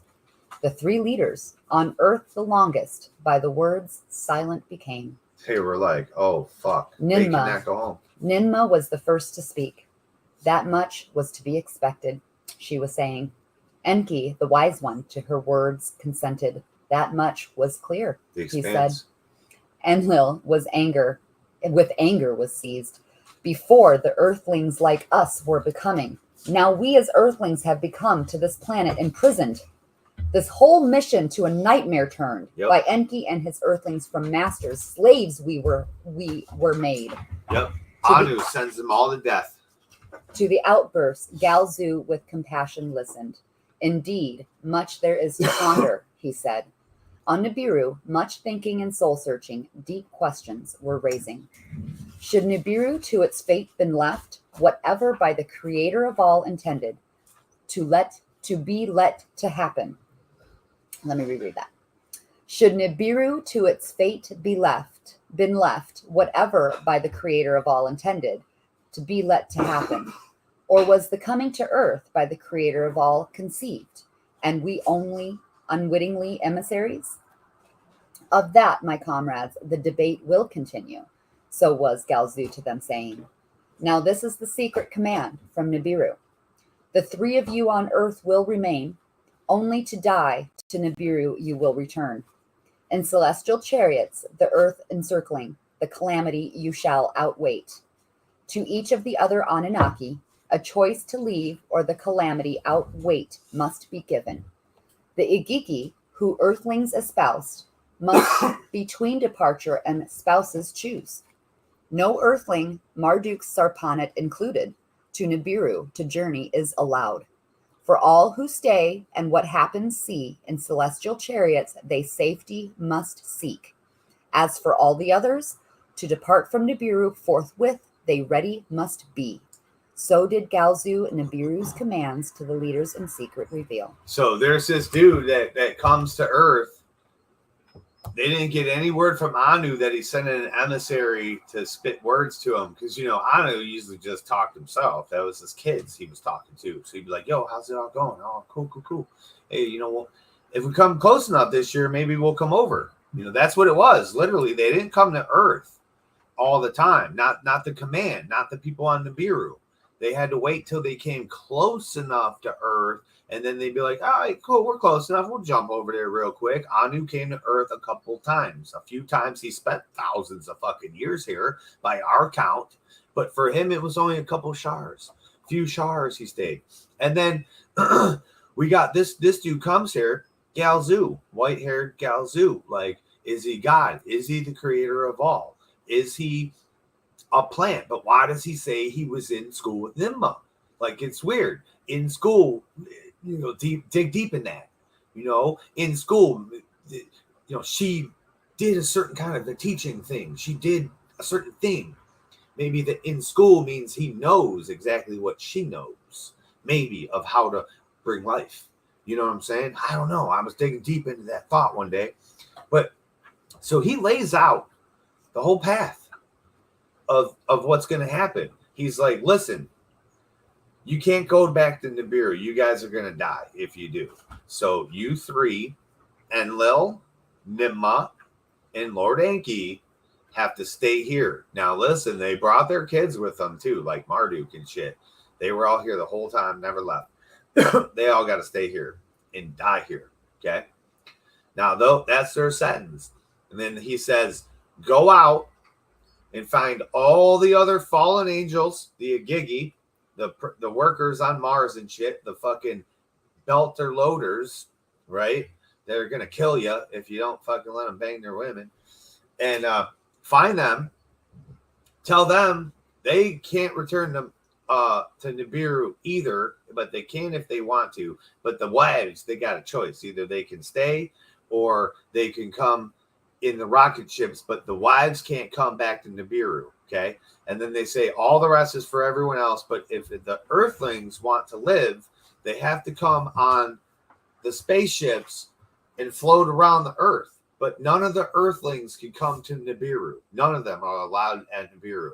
And none of the Agigi, none of the Anunnaki are allowed to bring their human lives there. You know what I'm saying? Either. So he lays out this plan for the flood. And from that, they make other decisions on the fate of humanity. And it's amazing. Don't forget, there's still this white guy. There's still a white dude walking around, a whole bunch of dark people. And he's about to rally up all these dark people and say, hey, listen, man, we're going to die. We're going to die. Let's build a boat. But does he build a boat? Let's find out in this little last clip here. Now, this is the account of how the Anunnaki to abandon Earth decided, and Sons of bitches. and how an oath they took mankind to let in the deluge perish. Now, you heard that, right? So whatever your Bible, it tells you about this deluge, right? They took an oath, right? They took an oath that says, we swear that we're going to let these people die and we won't tell nobody about it. Like, they were taking an oath on to do this to people. Like, it's sickening. But remember, Enlil hated this creation. He was against it from the beginning. And when his fellow Anunnaki came down and took wives, oh, he's like, oh, God, no, I can't believe it. They're so loud, I can't sleep. They're banging all the time. Remember Sodom and Gomorrah? Remember, they destroyed Sodom and Gomorrah with brimstone and fire in those days. In Nibruki, Enlil, a council of Anunnaki and Igigi commanders summoned. The leaders' sons and their children were also present. Word of the impending calamity Enlil to them as a secret revealed. To a bitter end, Earth mission has come. To them, he solely said.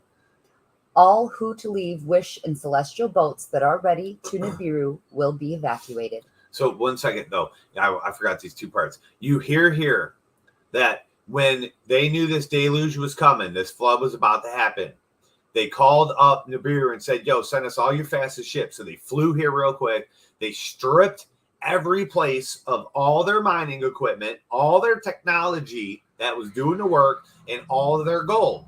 They loaded up on these ships. People say, where's their technology? Where's their technology? It said in this small little fucking pubic hair spot that they called up these ships and they stripped everything off of our planet, loaded them on the ships, and flew them away, right?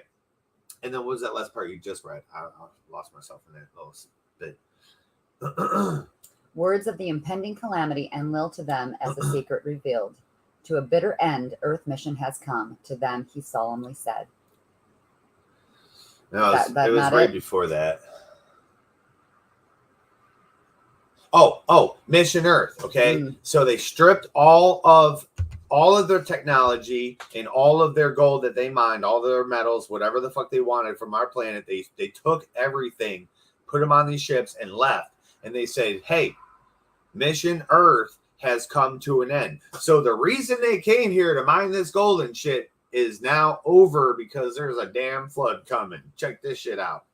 Mind you, keep those two things in mind, dude.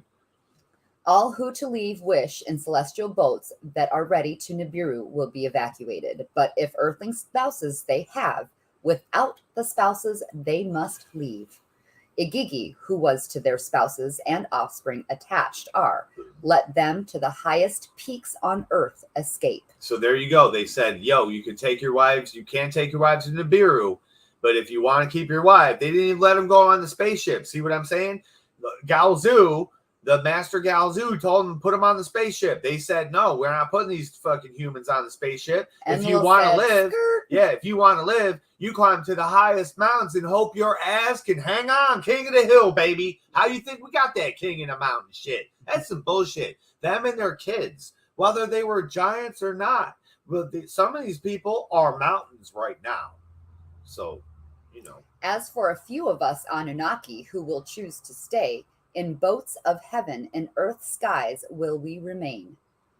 So they didn't even go in space.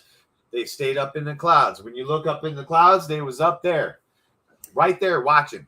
To the calamity, the calamity to outwait, the fate of earth to witness. Wow. As the commander, I shall be the first one to stay. So was Enlil saying. By their own choice will be the others. This is incredible. Imagine watching that. The end of the world. With my father, I choose to stay, the calamity to face, so did Ninurta announce. To the lands beyond the oceans, after the deluge, I will return. Nanar, Enlil's on earth firstborn, an odd wish announced. The deluge to outwait not in earth's skies, but on the moon. That was his wish. Enki an eyebrow raised. Enlil, though puzzled, approved. Ishkur, Enlil's youngest, to remain on earth with his father, his decision made. Which one went to the moon? Nanar. Nanar went to the moon. His youngest. Enlil's on earth firstborn. Yeah, Enlil's on Earth's oldest. So his first begotten son born on earth, not his earthling child, his Anunnaki child born on earth. Yeah. Went to the moon. Dark side, baby. Ishkur, Enlil's youngest, to remain on earth with his father, his decision made. Utu and Inanna, Nanar's children, who on earth were born, to stay declared. Enki and Ninki, to stay and earth not abandon chose. Proudly they so announced. The Igigi and Sarpanit I shall not desert, Marduk with anger stated. One by one, Enki's other sons, their choice to stay announced. Nergal and Gibal, Ninagal and Ningazita, and Dumuzi too. Dumuzi. All eyes to Ninmah then turned. With pride, her choice to stay, she declared. My life work is here. The earthlings, my created, I shall not abandon. By her words, Anunnaki and Igigi to a clamor were stirred. About the earthlings' fate they inquired. Let the earthlings for the abominations perish, so did Enlil proclaim. A wondrous being by us was created, by us saved it must be, Enki to Enlil shouted. To this Enlil with his own shouted words retorted. From the very beginning, at every turn, the decisions by you modified were. To primitive workers procreating you gave, to them knowing you endowed. The powers of the creator of all into your hands you have taken. Therefore, even that by abominations you fouled. With fornication, Adapa you conceived. Understanding to his line you gave. His offspring to the heavens you have taken. Jealousy. Our wisdom with Rage. them you shared. Every rule you have broken, decisions and command you ignored. Because of you, by a civilized earthling brother, a brother murdered. Because of Marduk, your son, the Igigi, like him, with earthlings intermarried. They're hot. Who is lordly from Nibiru, to whom the earth alone belongs, to no one is no longer known. Enough, enough to all that I say. The abominations cannot continue. This is Enlil. This is how Enlil became the god in the Bible. It's everything that he actually did in this end part is they stamped as God. It's insane. Now that a calamity by a destiny unknown has been ordained, let what must happen, happen. So did Enlil angrily proclaim. That all leaders solemnly swear to let events unhindered occur of all Enlil demanded. First to take the oath of silence was Ninurta. Others of Enlil's side followed. Nergal of Enki's sons was first to take the oath. Others of Enki's sons followed. To your command I bow, Marduk to Enlil said. But of what worth is the swearing? If Igigi their spouses will abandon, would not the fear among the earthlings spread? Ninmah was in tears. The words of the oath she faintly whispered. Enlil at his brother Enki gazed. It is the wish of king and council, to him he said. Why will you bind me with an oath? Enki his brother Enlil asked. The decision by you was made. On earth it is a commandment. The floodwaters I cannot arrest. The earthling multitudes I cannot save. To what oath to bind me you therefore desire? So did Enki his brother ask. To let it all happen as if by fate decreed? Let it as Enlil's decision be known? On Enlil alone, let the responsibility forever rest. So did Enki to all pronounce. Then Enki from the assembly departed. Marduk with him also left. With quick words of command, Enlil the assembly to order brought. Tasks for what was to be done, with firm decisions assigned. Between those who will depart and those who will stay, the grouping arranged. Places for assembly to designate, equipment to collect, chariots to assign. First to depart were those who to Nibiru were returning. With much embracing and the locking of arms, in joy mixed with sorrow, the celestial boats they boarded. One after the other, the vehicles from Sipar roared aloft. At first, those left behind journey safely. Shouted. At first, those left behind journey safely, shouted. Then muted were the cries. After the launchings toward Nibiru completed were, the turn of Marduk and the Igigi with earthling spouses came. Marduk, them all on the landing place assembled, a choice to them he gave. With him and Sarapanet and 2 sons and the daughters of Lamu go, where the calamity outwait, or to the distant mountain lands on earth disperse, a haven from the deluge to find. Enlil then of those who remained took account. By groupings to them chariots he assigned. Ninurta to the mountain lands beyond the oceans, Enlil directed on earth's rumblings to report. To Nergal and Erishkigal, the task, the white land to watch, Enlil assigned. To guard against an onrush of earthlings, to Ishkur the task Enlil gave. To bar access, barrier, and bolt to erect and bolster. Of all preparations, Sipar, the place of the celestial chariots, was the center. To Sipar and Lil, the tablets of destinies from Nabruki moved. A temporary bond heaven-earth there was established. His brother Enki Enlil then addressed. To him he was thus saying, however, if ever the calamity might be survived, let all that had happened be remembered. Let us tablets of records in Sipar, in the depths of the earth, safely bury. Let what from one planet to another done in days to come uncovered be. Enki, his brother's words, with approving accepted. Meads and other tablets in golden chests they stored. In the depths of the earth, in Sipar, for posterity they buried. Thus ready for the signal to depart, the leaders awaited. The approach of Nibiru in its great circuit with apprehension they watched. It was at that time of anxious waiting that Enki his sister Ninmah addressed.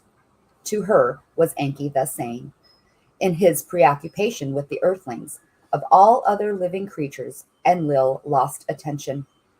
When the avalanche of waters sweeps over the lands, other living creatures, some by us from Nibiru originated, most from earth itself evolved, in one sudden swoop to an extinction shall be doomed. Let us, you and me, their seed of life preserve. Let their life essences for safekeeping extract. So you hear that right there real quick, that from the 400,000 years or whatever that they were on this planet, they watched things evolve. Things evolve from one thing to the next to get to be the creatures that they collected these essences from. And these creatures were today. Some of these creatures, I think, were these old creatures that survived this calamity. Because you hear, they tell them plenty of time. There's plenty of time for it. It's 3,600 years it takes for Nibiru to come around and go back around, right? It's not like this shit's coming and it's 12 hours. They give them plenty of time to go collect planetary equipment everywhere, all their equipment. They go pick it all up. They take all the gold. They assign everybody ships. They tell them, hey, man, you guys can either do this or do that. Some went underground, I think. And maybe not in that time. Maybe it's later. Maybe it was before. But they tell them they can go way up in the mountains. You might be thinking, okay, cool. I make it sound like, oh, they just ran up there real quick when the water was coming. That's weird. We go way up in the mountains and we find fucking castles. Huge civilizations in South America and shit. And no one can understand why the fuck they built up there. They told them to. They said, go to the top of the mountains and you might survive this shit. Go to the far stretches of the earth, climb that bitch and hold on. But literally, they built houses and stuff, you know, because they were waiting. They went up there and did that, and they were like, well, hell, I guess we could build a house. Well, fuck this thing. When's it coming? Damn, another 300-400 years? Shit. You know, for them, they were living that long. So it was, you know, but it wasn't right away. It wasn't just, boom, oh, fuck, they were preparing. They knew it was coming. All of their research that they were studying, like things were gradually happening, and they knew what was coming. So they prepared everything for it in a timely manner. Yep. The big wave only happened, I believe, in certain areas because it smashed against mountains and valleys and filled up areas where we now see oceans and lakes and shit like that, and lost its force because we have an account of a war that was going on while the flood waters were rising, not while the Geauga Lake wave washed everybody off the planet. While the flood waters were rising, these dudes were cutting off each other's schlongs and shit, man. It was wild. What's up? What's happening next, baby? Ninmah, she who gave life, to the words of Enki favor gave. I shall do it in Shurubak. You do so with the Abzu's living creatures. So to Enki she said. While the others sat idly waiting, Enki and Ninmah a challenging task undertook. Ninmah in Shurubak, by some of her female assistants, was helped. Enki by Ningazita in the Abzu, at the olden House of Life, was assisted. Male and female essences and life eggs they collected. Of each kind, 2 by 2, 2 by 2, they in Shurubak and the Abzu preserved. for safekeeping while in Earth circuit to be taken, thereafter the living kinds to recombine. At that time, word from Ninurta came, Earth's rumblings ominous are. At that time, word from Nergal and Ereshkigal came, the white land is shaken.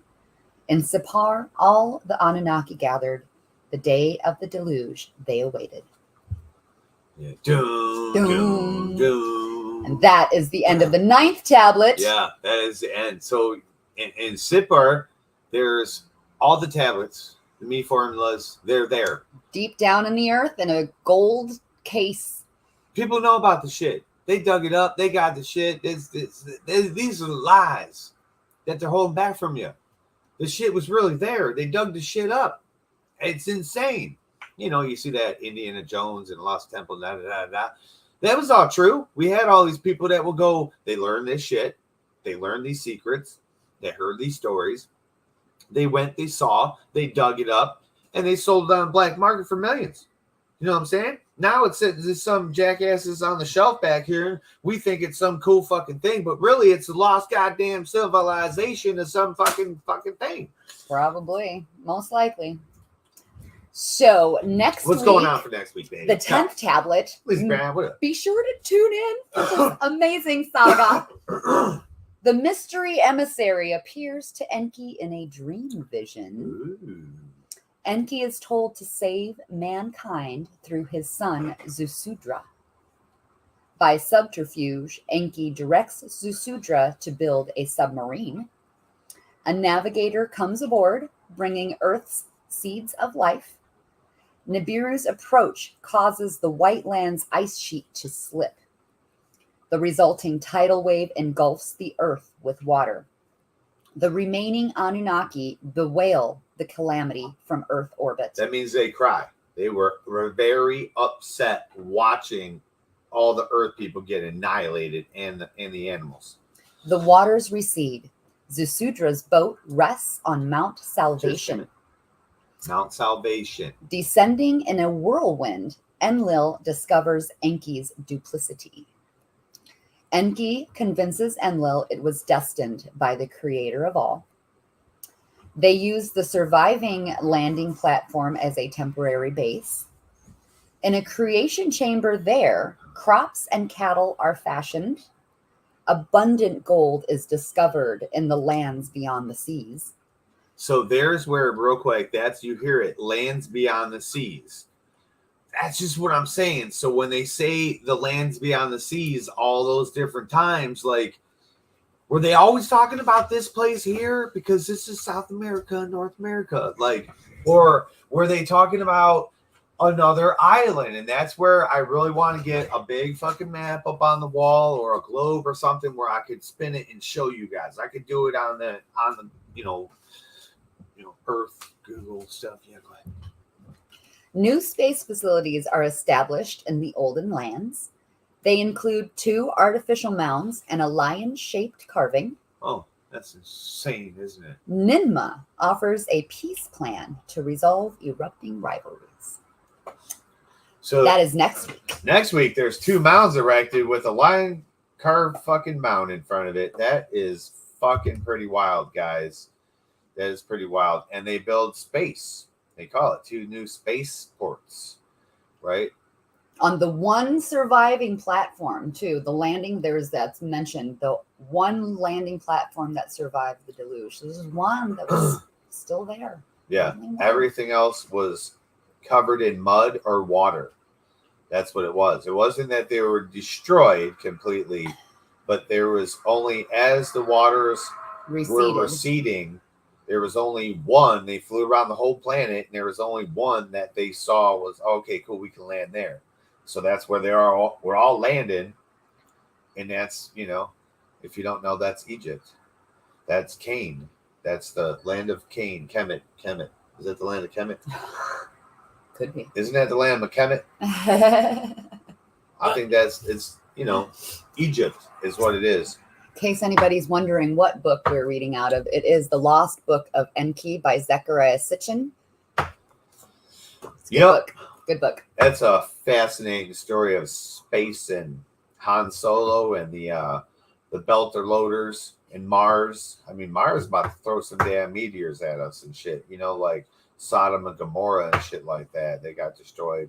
That's imagine though. See, in the Bible, they talk about God was so displeased by the perversion of Sodom and Gomorrah and the noise of it that he threw brimstone and fire down and destroyed it. Well, that was also true in this story. We won't hear about it. I don't think in this one we hear about it in a different tale, because what it is the giants lived there, the fallen angels, you know, the Agigi and their children.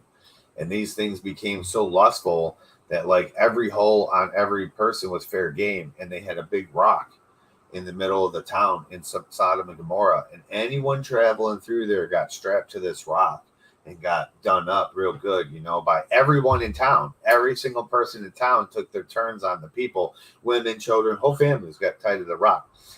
And that was the story of Lot and his wife. You'll find the story in the story of Lot. And when he got to leave, you know, God told him, hey, Enki again, says, yo, get out, man. But look, don't turn around, because you're also turned to a pillar of salt. Not true. You turn into minerals, because whatever the hell they threw from space, the Belter loaders launched this rocket that was covered in, you know, you can't see it on radar shit. So they threw it at the earth. And when it hit this specific spot, it turned everything to crystal, you know, to a mineral. It's insane, you know. So that's what you got to look deeper into. Is it salt? Did anyone go there and lick it? No. What they mean is mineral. I don't know if they talk about crystals or anything like that in the Bible, but you know, I think they would just say salt because of the mineral structure of it, the crystal structure. Mm-hmm. So it's pretty wild. But I think that's it for the Wheat Church. That is it for the Wheat Church today at Ganja Gospel. For the Ganja Gospel. Thank you, everybody, for joining us on TwizTD RootZ, The Dorkening, Still Toking with Hellfire Radio, and all of the above. I think there's a few others in there that I missed. All the links are below in the description. We love you guys. Thank you for filling the pews and smoking us out today and listening with your open mind. And join us next week on the Ganja Gospel. On Ganja Gospel. As we go into the 10th tablet. It books a lot with Amber. This was a really good tablet, though. I liked it. And the 10th tablet is going to get into, you know, your book of Noah, and soon to come the Tower of Babel. And sooner down the line, we're going to find out where Jesus comes into play, who Jesus really was, the man who died and became the Holy Spirit, or was it a female? I don't know, but join us next time on Ganja Gospel, everybody. Peace out. Much love. Stay frostier than the last guy. Hell yeah. Bye, everybody. Bye again.